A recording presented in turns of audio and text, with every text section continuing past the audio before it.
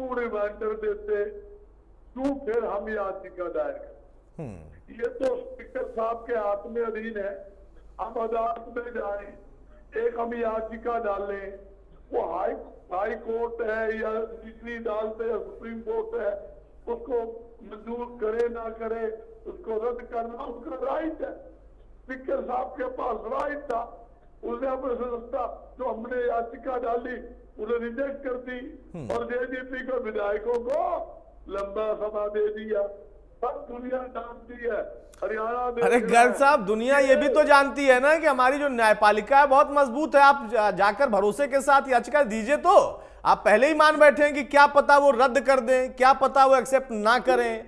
ये क्या पता में तो वही वाली कहावत है जो हमेशा दोहराता हूं कि चाची को मूछें होंगी तो हम चाचा कहेंगे। ऐसे नहीं होता है ना।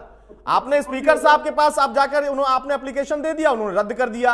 अब आप कोर्ट चले जाइए, आपका तो भरोसा है ना कोर्ट पर। यही कहना चाहता हूँ। हमारे साथी बैठे हैं राम जी, उनसे तसल्ली कर लो।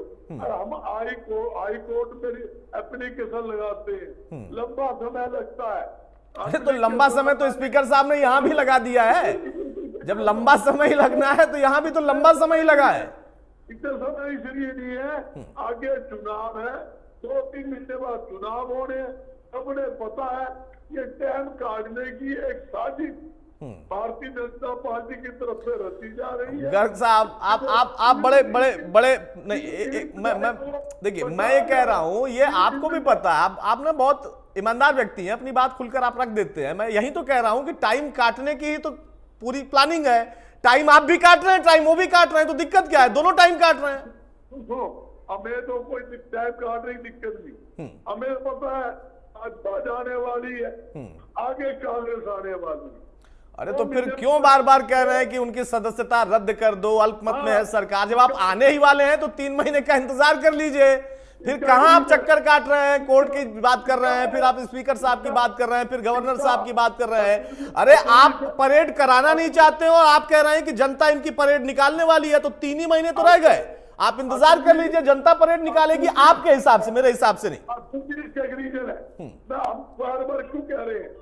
हम क्यों कह रहे हैं अल्पमत की सरकार है, राष्ट्रपति शासन हो और चुनाव निष्पक्ष चुनाव हो, इसलिए हम चाहते हैं भारतीय जनता पार्टी के नेतृत्व में हरियाणा में चुनाव नहीं होना चाहिए।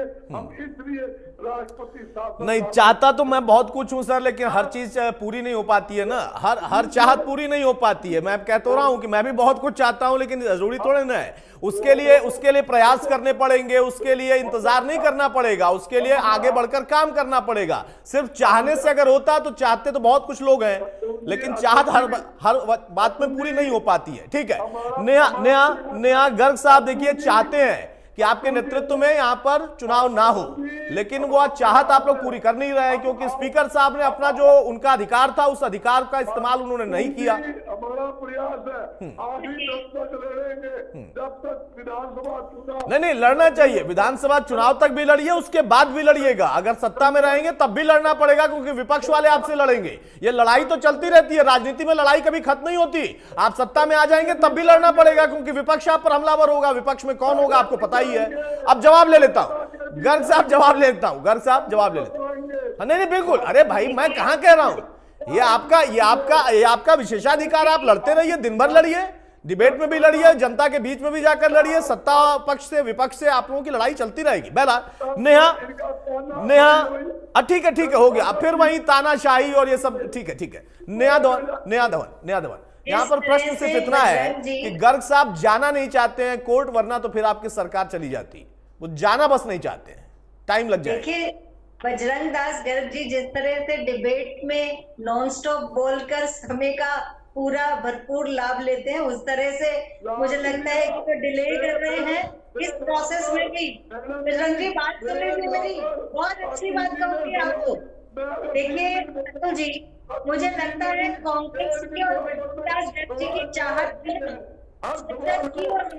गर्ग साहब सुन लेते हैं, गर्ग साहब सुन लेते हैं। नया कांग्रेस की चाहत में शिद्दत और नियत की कमी नजर आती है मुझे लगता है कि अगर शिद्दत से ये प्रयास करते तो शायद सफल हो जाते, लेकिन मैं एक छोटी सी बात यहाँ पर कहना चाहूंगी, थोड़ा सा हिसाब किताब करते हैं, क्योंकि अजय चौधरी जी अविश्वास मत और विश्वास मत की बात कर रहे थे। तो विश्वास मत तो हमने कायम किया अपना 13 मार्च को ही। हमने विश्वास मत दिखा दिया, हमने बहुमत दिखा दिया।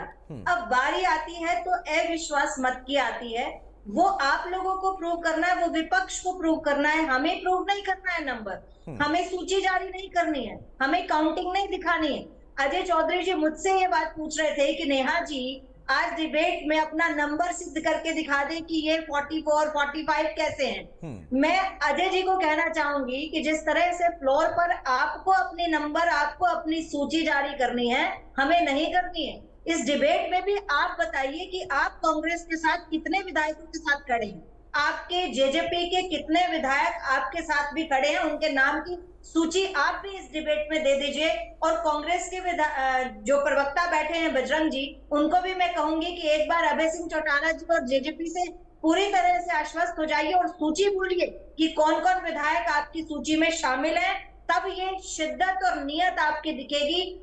इसके अलावा केवल और केवल राजनीतिक एजेंडा के तहत कि मीडिया में बने रहना है, जनता के बीच में एक इस तरह से बात छेड़नी है ताकि थोड़ा सा लोग जो है उनके बीच में चर्चा का विषय बना रहे कि कांग्रेस और जेजेपी और आईएनएलडी कितना सोचते हैं जनता के बारे में।